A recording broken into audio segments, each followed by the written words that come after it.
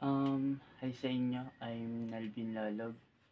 So, dito, ipapakita ko ngayon yung pinagawa sa aming project ni Mr. Dexter Albis.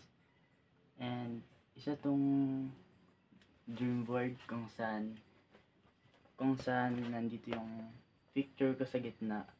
And sa gilid nito, nandito yung mga pangarap at saka mga gusto kong makamit or makuha sa buhay. So, umpisahan na natin. So, sa unang picture, makikita natin yung Air Force of the Philippines. So, yun.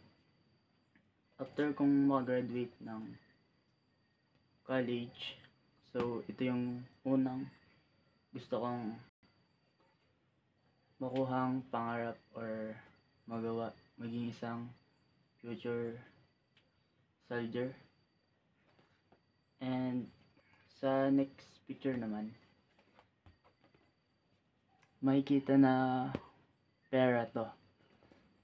So yun, syempre pag nagtrabaho, nagkapera, yun, gusto kong yumaman at maging successful.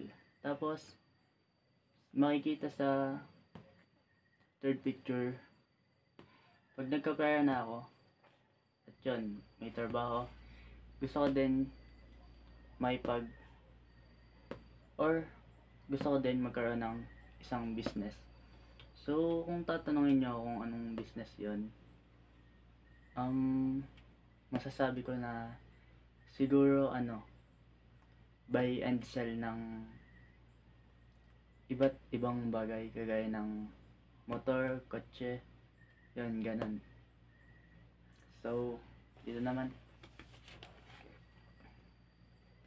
So, dito naman sa babang picture, so ito yung pangarap ko na motor. Siyempre, wala namang tao na walang luho, ganun. So, pag nagkapera ako and naging successful yung business na gusto kong magawa, so yun, ito yung luho na gusto kong magkameron. Tapos, susunod namang picture sa taas.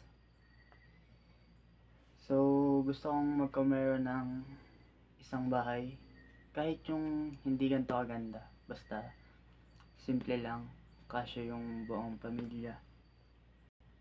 Itong bahay na pangarap ko, hindi lang para sa mga magulang at mga kapatid ko. Para na din sa akin at sa magiging pamilya ko. Yan.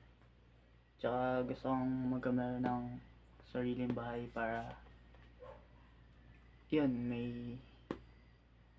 siyempre mahirap naman yung walang sarili, ganun. Kaya gusto kong magkameron ng sariling bahay. Tapos sa last picture naman,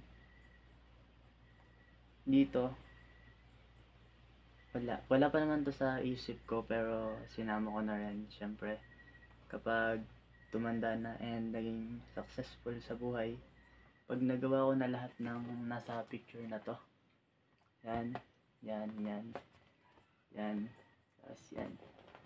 So, pag nakamit ko na lahat ng yun, syempre, gusto ko din naman magkameron ng isang masayang pamilya. Yung simple lang, tas mapagmamalaki mo, ganun. Yun lang po. So, ito po yung dream board ko.